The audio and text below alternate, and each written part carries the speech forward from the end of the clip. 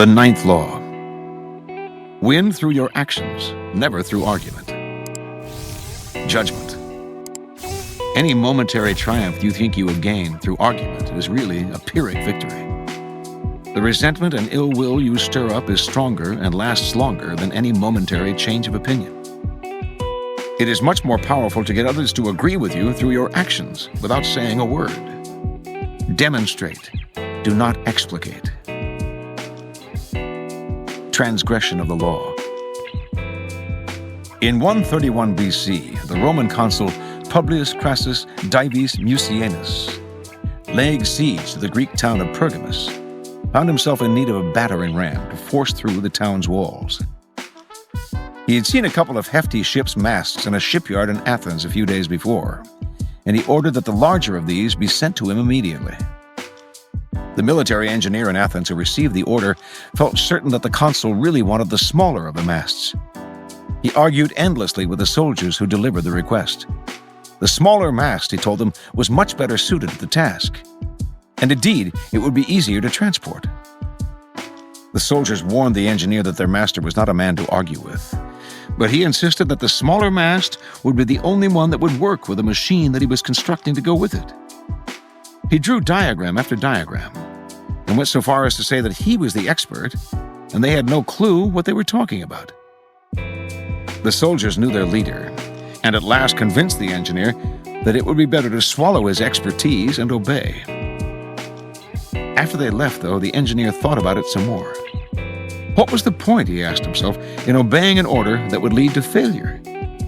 And so he sent the smaller mast, confident that the consul would see how much more effective it was and reward him justly.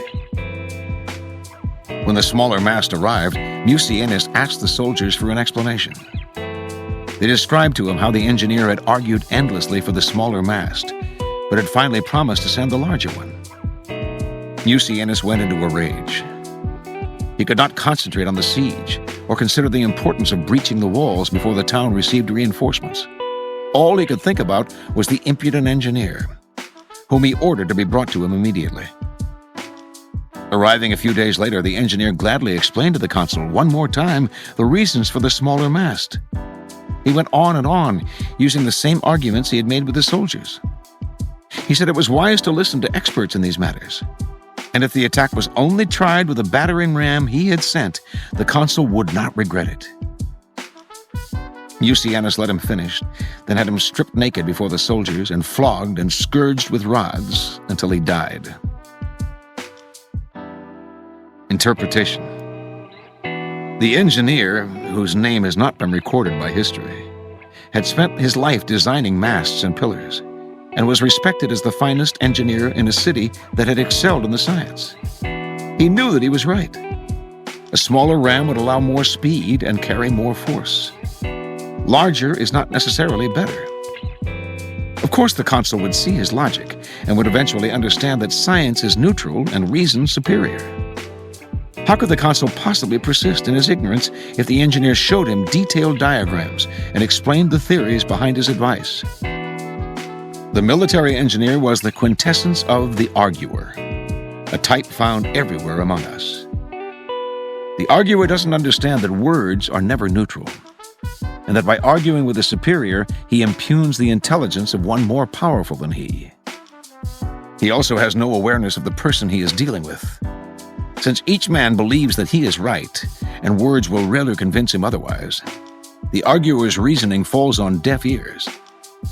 When cornered, he only argues more, digging his own grave. Once he has made the other person feel insecure and inferior in his beliefs, the eloquence of Socrates could not save the situation. It is not simply a question of avoiding an argument with those who stand above you. We all believe we are masters in the realm of opinions and reasoning. You must be careful then. Learn to demonstrate the correctness of your ideas indirectly. Observance of the law. In 1502, in Florence, Italy, an enormous block of marble stood in the works department of the Church of Santa Maria del Fiore. It had once been a magnificent piece of raw stone, but an unskillful sculptor had mistakenly bored a hole through it where there should have been a figure's legs, generally mutilating it. Piero Soderini, Florence's mayor, had contemplated trying to save the block by commissioning Leonardo da Vinci to work on it, or some other master, but had given up since everyone agreed that the stone had been ruined. So, despite the money that had been wasted on it, it gathered dust in the dark halls of the church. This was where things stood until some Florentine friends of the great Michelangelo decided to write to the artist, then living in Rome. He alone, they said, could do something with the marble, which was still magnificent raw material.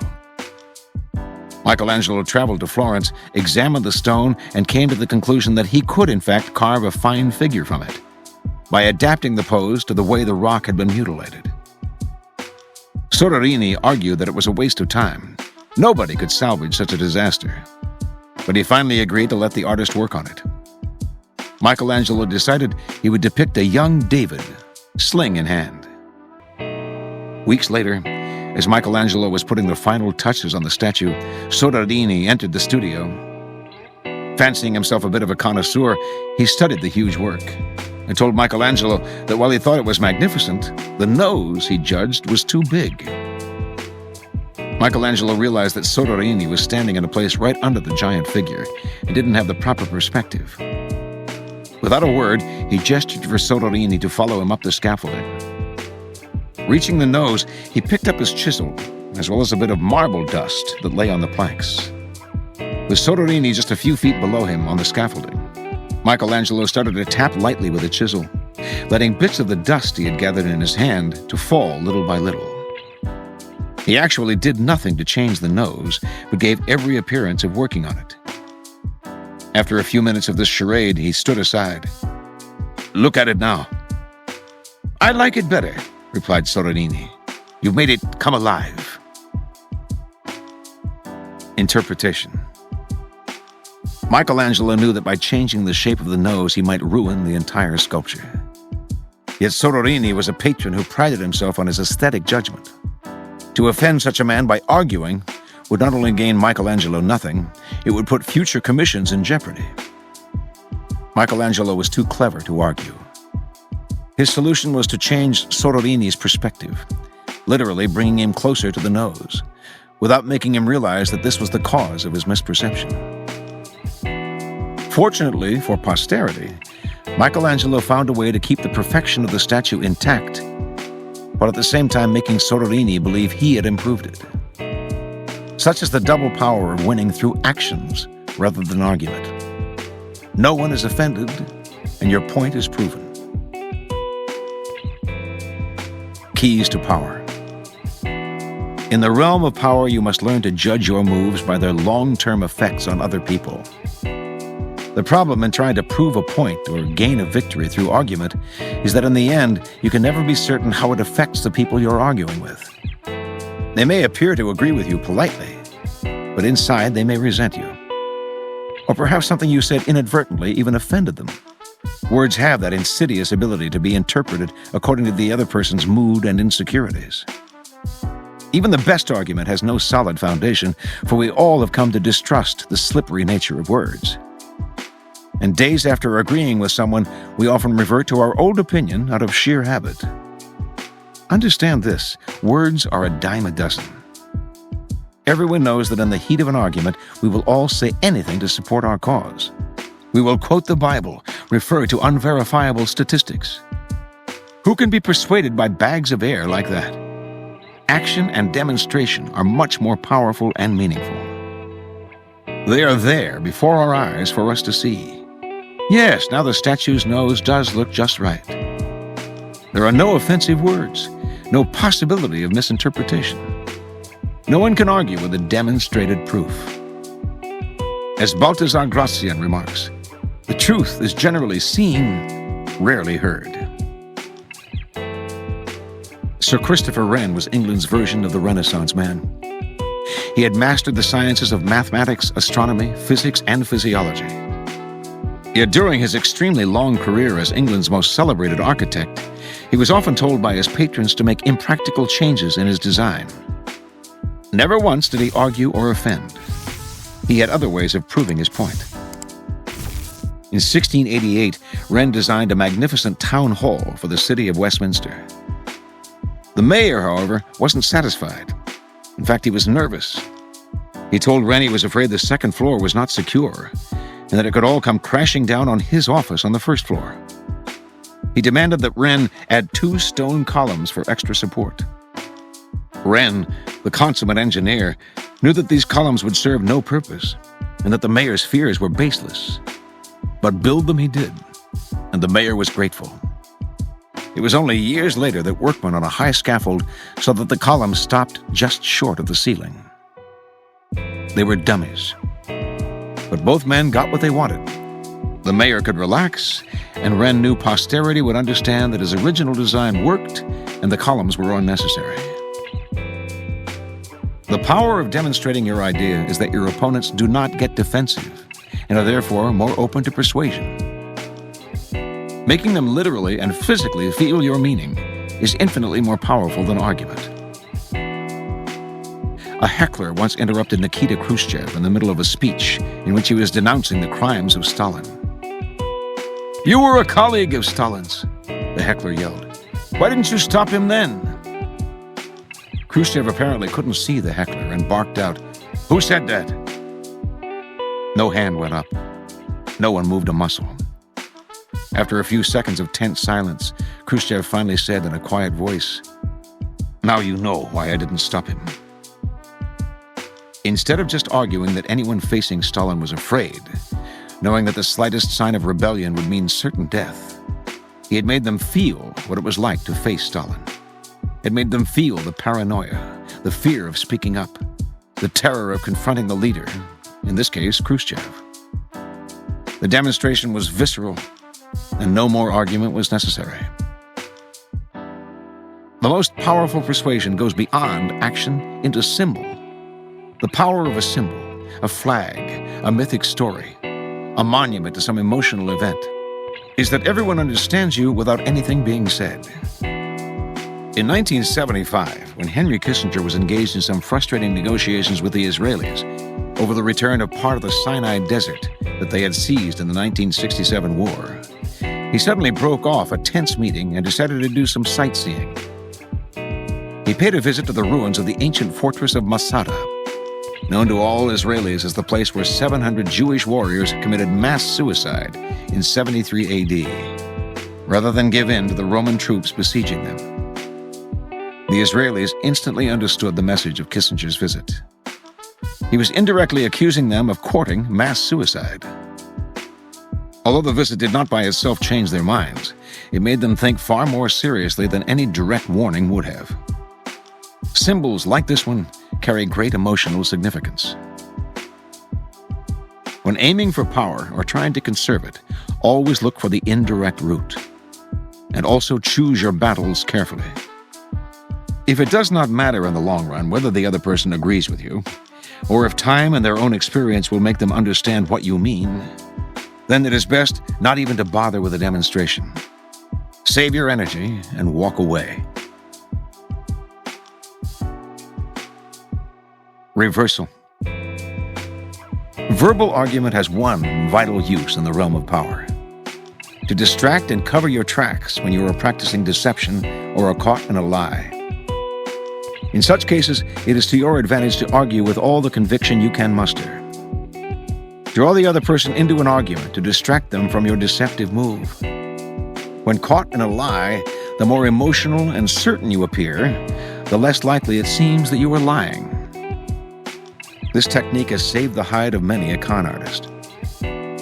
Once Count Victor Lustig, swindler par excellence, had sold dozens of suckers around the country a phony box with which he claimed to be able to copy money. Discovering their mistake, the suckers generally chose not to go to the police, rather than risk the embarrassment of publicity. But one Sheriff Richards of Remsen County, Oklahoma, was not the kind of man to accept being conned out of $10,000. And one morning he tracked Lustig down to a hotel in Chicago. Lustig heard the knock on the door. When he opened it, he was looking down the barrel of a gun. "What seems to be the problem?" he calmly asked.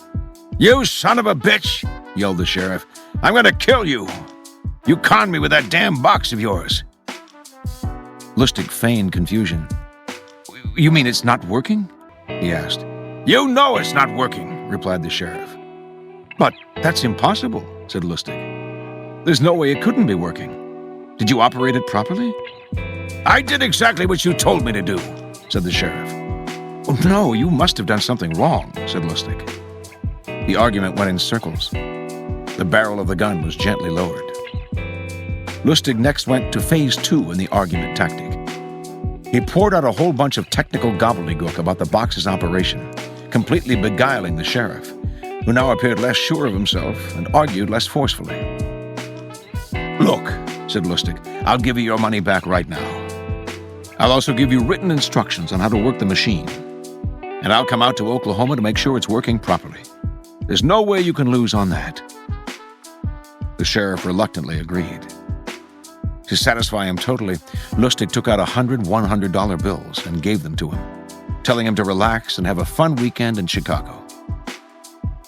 Calmer and a little confused, the sheriff finally left. Over the next few days, Lustig checked the paper every morning. He finally found what he was looking for. A short article reporting Sheriff Richards' arrest, trial, and conviction for passing counterfeit notes. Lustig had won the argument. The sheriff never bothered him again. Here are some further reflections on this law. From The Subtle Ruse, the book of Arabic wisdom and guile, 13th century. The Sultan and the Vizier. A vizier had served his master for some 30 years and was known and admired for his loyalty, truthfulness, and devotion to God. His honesty, however, had made him many enemies in the court, who spread stories of his duplicity and perfidy. They worked on the Sultan day in and day out until he too came to distrust the innocent vizier and finally ordered the man who had served him so well to be put to death. In this realm, those condemned to death were tied up and thrown into the pen where the Sultan kept his fiercest hunting dogs. The dogs would promptly tear the victim to pieces. Before being thrown to the dogs, however, the vizier asked for one last request. "I would like 10 days' respite," he said, "so that I can pay my debts, collect any money due to me, return items that people have put in my care, and share out my goods among the members of my family and my children, and appoint a guardian for them." After receiving a guarantee that the vizier would not try to escape, the Sultan granted this request. The vizier hurried home, collected 100 gold pieces, then paid a visit to the huntsman who looked after the Sultan's dogs. He offered this man the 100 gold pieces and said, "Let me look after the dogs for 10 days. The huntsman agreed, and for the next 10 days the vizier cared for the beasts with great attention, grooming them well and feeding them handsomely. By the end of the 10 days, they were eating out of his hand. On the 11th day, the vizier was called before the Sultan. The charges were repeated, and the Sultan watched as the vizier was tied up and thrown to the dogs. Yet when the beasts saw him, they ran up to him with wagging tails. They nibbled affectionately at his shoulders and began playing with him. The Sultan and the other witnesses were amazed, and the Sultan asked the vizier why the dogs had spared his life. The vizier replied, "I have looked after these dogs for 10 days. The Sultan has seen the result for himself. I have looked after you for 30 years, and what is the result? I am condemned to death on the strength of accusations brought by my enemies." The Sultan blushed with shame. He not only pardoned the vizier, but gave him a fine set of clothes, and handed over to him the men who had slandered his reputation. The noble vizier set them free and continued to treat them with kindness. From the Histories by Herodotus. The works of Amasis. When Oprys had been deposed in the way I have described, Amasis came to the throne. He belonged to the district of Sais and was a native of the town of Saiph. At first, the Egyptians were inclined to be contemptuous and did not think much of him because of his humble and undistinguished origin. But later on, he cleverly brought them to heel without having recourse to harsh measures. Amongst his innumerable treasures, he had a gold foot bath, which he and his guests used on occasion to wash their feet in. This he broke up, and with the material had a statue made to one of the gods. which he then set up in what he thought the most suitable spot in the city.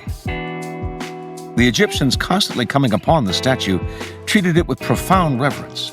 And as soon as Amasis heard of the effect it had upon them, he called a meeting and revealed the fact that the deeply revered statue was once a foot bath, which they washed their feet and pissed and vomited in.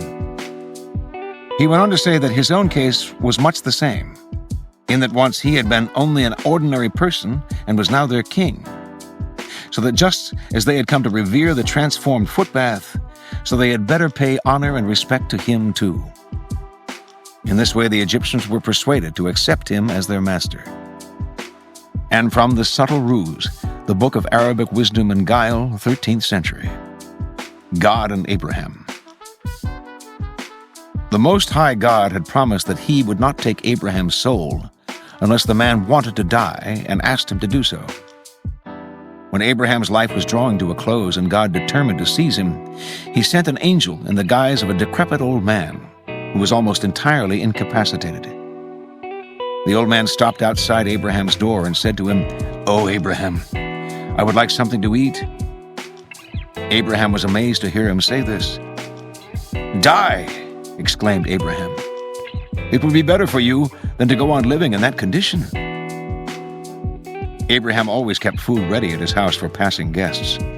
So he gave the old man a bowl containing broth and meat with breadcrumbs. The old man sat down to eat. He swallowed laboriously with great effort. And once, when he took some food, it dropped from his hand, scattering on the ground. "Oh, Abraham," he said, "help me to eat." Abraham took the food in his hand and lifted it to the old man's lips. But it slid down his beard and over his chest. "What is your age, old man?" asked Abraham. The old man mentioned a number of years slightly greater than Abraham's old age. Then Abraham exclaimed, "O Lord our God, take me unto you before I reach this man's age and sink into the same condition as he is in now." No sooner had Abraham spoken those words than God took possession of his soul.